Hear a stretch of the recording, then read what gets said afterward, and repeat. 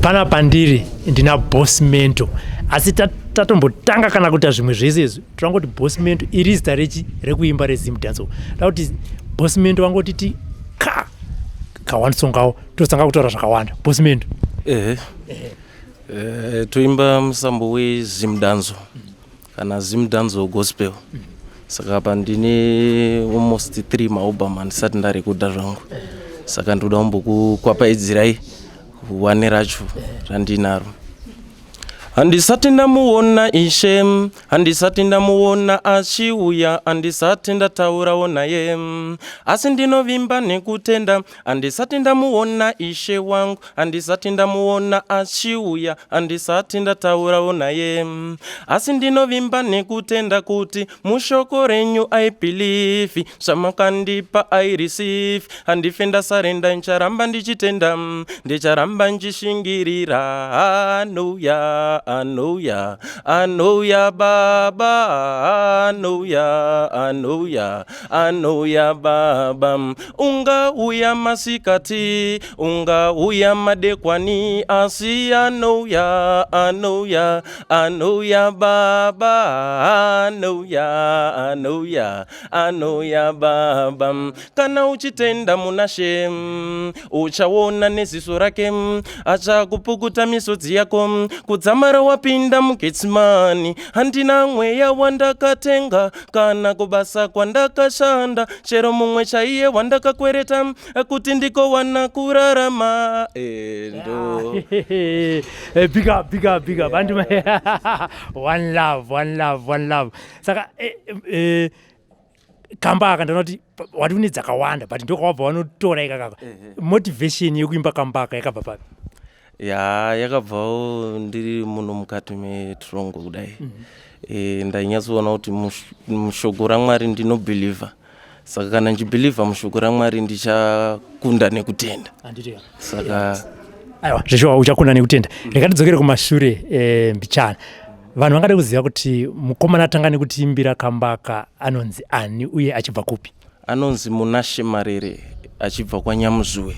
Panyamuziwa apa anditi Munashe, mhosva yakaita kuti utongerwe kugara munomu ndechi? Unlawful entry. Wakanga uchiita sei? Because kana kuti unlawful entry chirungu kai chitsanangurire kuti iyi ndaita ABCD. Mhosva ndekuti takapinda pamba pemunhu zvisiri pamutemo. Saka wakapiwa makore mangani? Ndakupiwa 18 months. Wapinda munomu Munashe, ana sekuru vakakugamuchira sei? Aiwa, vakandibata zvakanaka, vakandidzidzisa, vakati aiwa jeri rinopera, ndo vakati usaite zvinhu zvakaita sekudai kana uchinge wadzokera panze. Zvamadzidziswa nana sekuru ndezvipi muno mukati mejeri? Kunyanya werehab ava vaimbotipawo mabhokisi ekuti tinge tichinyorawo, especially kana uchida kuitawo zvemusic. Vaimbotipawo mabhokisi vachitinyora music dzako, kana wabuda panze uzorekodhe zvako kusiyana nezvese zvawaita izvi. Saka usati uri panze waimboimba here kana kuti jeri ndo rakati aiwa chiimba wa munomu? Ndaimba zvangu asi ndaizvitorera sezvisina basa. Asi right now ndakunyatsonzwisisa nevari kundikurudzira nevari kunzwawo music dzacho vari kuti aiwa ukabuda panze uite zvinhu saizvozvo. Zvimwe zvamuri kudzidziswa nana sekuru kunyanya kana ari mabasa emaoko ndezvipi? Kuruka, pane vakambouya vachiruka mhete nekugadzira necklace nezvakangosiyana. Ndo zvavainotidzidzisa. Kana kuzvikoro nokupiwa manovels kuti chiverenga, ndo zvinhu zvavaitidzidzisa panapa. Wanga uchiri kuenda kuchikoro here wanga wapedza chikoro? Ndisati ndapedza zvangu asi takazogumira munzira. Saka shuviro yako ndiyo kuita sei kana uchinge wabuda? Zvinoratidza kuti 1 unoimba, 2 chikoro wakagumira munzira. Shuviro yangu ndeyekuti tarenda rangu kuchikoro zvinenge zvakati rambei, asi takaona kuti kuside randa ndere kuimba remusic. Saka ndakabuda panze music kwandiri ndo chinhu chandoda kutanga kuita. Wataura nyaya yekuti mhosva yakapara ndiye unlawful entry. Kune zvikonzero zvakawanda zvinowanzira kuti vanhu vapare mhosva. Handiti initira kunzwa kuti iwewe chakakupusha kuti upare mhosva yakaita saiyoyo ndechipi? chakandipusha kuti ndipare mhosva yakadaro inyaya yekuregererwawo nevanhu vatinenge tichigara navo tichivatsanangura kuti aiwa no mukatipawo especially inini ndomboita zvebarbershop tikati mukandipawo mari yakati ndikatengawo zvigero zvangu ndikatanga kugera munenge mandibatsira asi vaizosvika pakundiregerera ndichingogara ndisina zvinhu zvandainoita svika pakutambudzika kusvika pakuzofunga pfungwa dzakaita saizvozvo. Saka ungatipromise here kuti kana uchinge wabuda ukawana zvigero unoswendera mberi nebasa rako iroro uyewo zvakare uchiita zvemusic?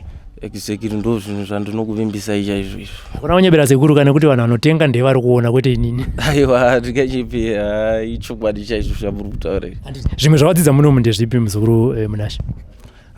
Ndingangoti izvozvo zvemusic nokuverenga nokudididi ndo zvinhu zvandakatonyanya kudzidza muno mustereki.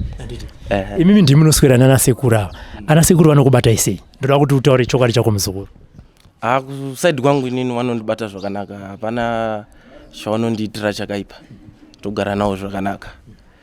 Asi ukakanganiswa unomurango waunopuhwa semunhu akanganisa, asi hatisi kuti vanotiranga risina kukanganisa, asi totogarawo navo zvakanaka.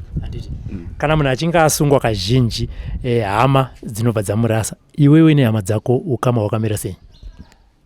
Inini nehama dzangu vashoma vanoteerawo zvavo, asi vamwe vacho ndofunga vakangoti aiwa ngambogara ikoko ambohadheneke.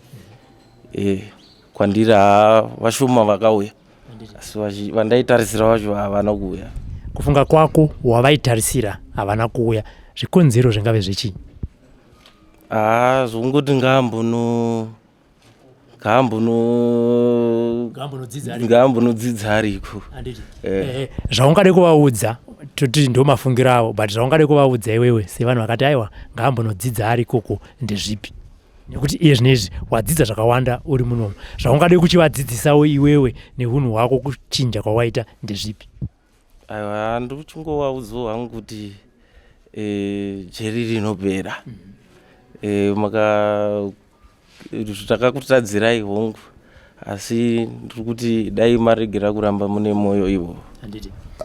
Hapana pasina favor muzukuru, da kuti chimbomuresawo kamafesa ako chimbovaudzawo kuti kuno kwakamira sei, uye kana vari panze zvii zvavanofanira kusaita kuti musazosangana kunoko. Alright, ndinomhoresawo kudamani kubva kwaito vana ninja notice, tomhoresawo wangosi wanguda, ndovataurira kuti no siyana nekunesana nevanhu zvinozokupedzisira zvakusvitsa munzvimbo inoyi, ndomumwe wangu anodawo zvebotso. Saka ndiri kumuonesawo kuti aiwa siyana nekunesana nevanhu, kunoku inzvimbo yekuti haisi right ayo kugara. Kana uchinge wabuda vanhu vanotarisira munhu akaita sei? Vanotarisirawo munhu akanaka uye akadzikama, asingaiti ane hunhu hunonyatsooneka kuti ndewe munhu kwete hunhu hweita kunge hwemhuka. Saka tiri kuti kavatarisire kuti kana ndauyewo panze handisisiri munhu uye wamaiziva kudhara, ndamumwewo munhu, ndachinja. Madzidzisi andagara nawo akandidzidzisa zvakanaka, ndozvandotarisira izvo. Usati waenda kachimboturovera kakamwe tichitesi tichimbodairira neboys rangu kusaidi uku, handidi unosivaimbira unozaka vanodairira kusaidi uku. Saka da kuti uchikarowa vachita sei? Handiri kuzvoona. Alright. Wakanditatsisa zvandaizodavo kuva, uchindivimbisa tichava tiri tose muguva. Baby wakanditatsisa zvandaizodavo kuva, uchindivimbisa tichava tiri tose muguva. Dzoka dzoka ndasara ndiri ndega gede mwana, dzoka dzoka ndasara ndiri ndega gede mwana. Nguwa ndakapedza ndichikutaimira, ndiwe ere bebi wakundishainira, ndorota rova rangu wakandivhumbatira, ndachema kuna Mwari kavanokomborera, ndaitongofara ndawana wangu, ndiye murora wamai wangu, ndaitoti ndiwe kazvose zvangu, hatijei trouble nacheribi, asika wakanditatsisa zvandaizodavo kuva, uchindivimbisa tichava tiri tose muguva. kuva peipe wakanditatsisa zvandaizodavo kuva uchindivimbisa tichava tiri tose muguva adzoka adzoka ndasara ndiri ndega kede mwana adzoka adzoka ndasara ndiri ndega kede mwana ndichiri kurangarira zuva riya ndichiuya kumba kwenyu ndichibirabira vamwe vaiti anonyepera kudzungaira asi ndakaramba zvangu ndakashingirira wakaenda kure kure uchitimira nchadzoka ndakangomirira iro zuva rauchadzoka dzoka dzoka ndasara ndiri ndega kede mwana ndasara ndiri ndega inzwa ndasara ndiri ndega gwede mwana vari kuona mukomana mamunzwa chipo chiripo kana paine vemarecording companies vari kuona chirongwa chinechi vanofungidzira kuti vanokwanisa kubatana nemukomana uyu aiwa munotibvunza nhamba tinokupai motaura nemacorrectional officers ekuprison mouya kuno meita zvinofanira kunge zvichiitwa talent rakadai so harifanirwe kuraswa talent rakadai so harifanirwe kungogumira muno mujeri ataura mukomana akati kana ndichinge ndabuda munomu vanhu vanofanira kutarisira munhu akashanduka handisisiri munhu uye wamaiziva aita unlawful entry apawo zvakare yambiro kushamwari dzake akati iwe unoda zvebotso shamwari siyana nazvo nekuti kunoku haisi nzvimbo yekugara mukomana ari kuti kana achinge abuda arodawo zvakare kutanga project yake yekugera musoro sezvinhu zvaimboita